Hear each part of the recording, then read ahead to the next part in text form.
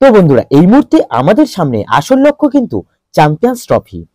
তো champions trophy 2025-এর জন্য ICC কিন্তু পুরো শিডিউল, ডেট, টাইম, ভেন্যু সবকিছু আগেই ঘোষণা করে দিয়েছে। যেসব দল ইতিমধ্যে চ্যাম্পিয়ন্স ট্রফিতে অংশগ্রহণ করতে যাচ্ছে তারা কিন্তু ইতিমধ্যেই তাদের স্কোয়াড ঘোষণা করে দিয়েছে এবং প্রস্তুতিও শুরু করে দিয়েছে। তবে এইখানে কিন্তু ব্যতিক্রম শুধুমাত্র ভারতীয় দলের ক্ষেত্রে।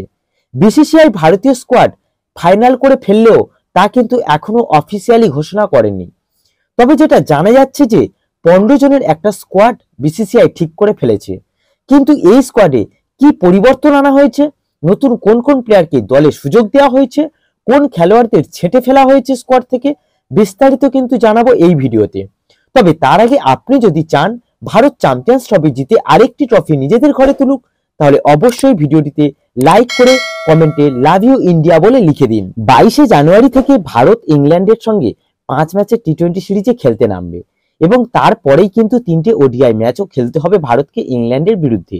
তারপরেই কিন্তু শুরু হয়ে যাবে চ্যাম্পিয়ন্স ট্রফির মহারণ, যা 19শে ফেব্রুয়ারি থেকে 9 মার্চ পর্যন্ত চলবে। এবারের চ্যাম্পিয়ন্স ট্রফিতে ভারত কিন্তু 3টি ম্যাচ খেলবে। 20 ফেব্রুয়ারি বাংলাদেশের বিরুদ্ধে, 23শে ফেব্রুয়ারি পাকিস্তানের বিরুদ্ধে এবং 2রা মার্চ নিউজিল্যান্ডের বিরুদ্ধে। চ্যাম্পিয়ন্স ট্রফি এবারে পাকিস্তানে অনুষ্ঠিত হলেও পাকিস্তান কিন্তু ভারতের প্রস্তাব মতো হাইব্রিড মডেল গ্রহণ করতে বাধ্য হয়েছে। ভারত ছাড়া অন্যান্য দলের ম্যাচগুলি পাকিস্তানেই হবে, কিন্তু ভারতের ম্যাচগুলি অনুষ্ঠিত হবে দুবাইতে।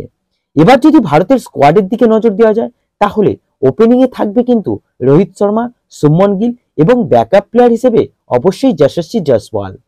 মিডল অর্ডারের যদি কথা বলা যায় তাহলে সেখানে কিন্তু বিরাট কোহলি, শ্রেয়স আয়ার, ঋষভ পান্থ, কেএল রাহুল, রিঙ্কু সিং।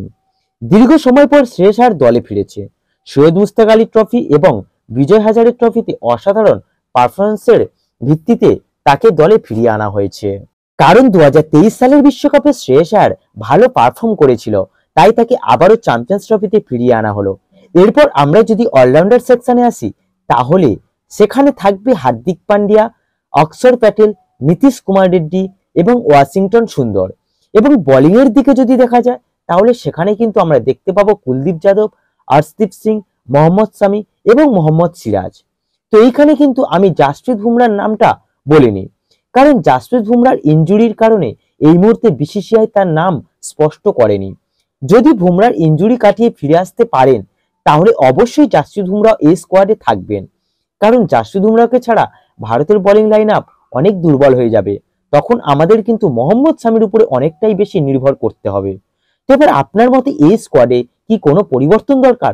আর যদি তাই হয় তাহলে কোন নতুন খেলোয়াড়কে এই স্কোয়াডে অন্তর্ভুক্তির প্রয়োজন তা কিন্তু অবশ্যই কমেন্টে জানাবেন।